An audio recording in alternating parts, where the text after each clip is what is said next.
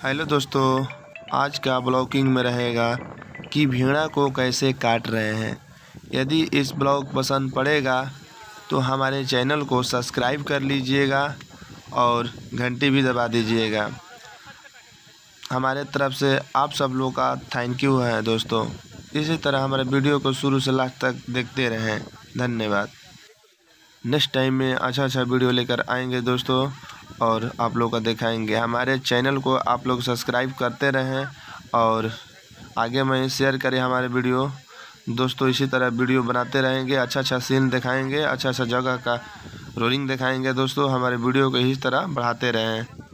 इस वीडियो के अंदर आप देख रहे हैं कि जो भेड़ा का मूड़ी कट गया वो आपस में क्या उन लोग बात कर रहे हैं कि तलवार जो है तलवार का तेज नहीं किए हैं। तलवार तेज रखना चाहिए, सब काम करना है तो तलवार को तेज रखना है।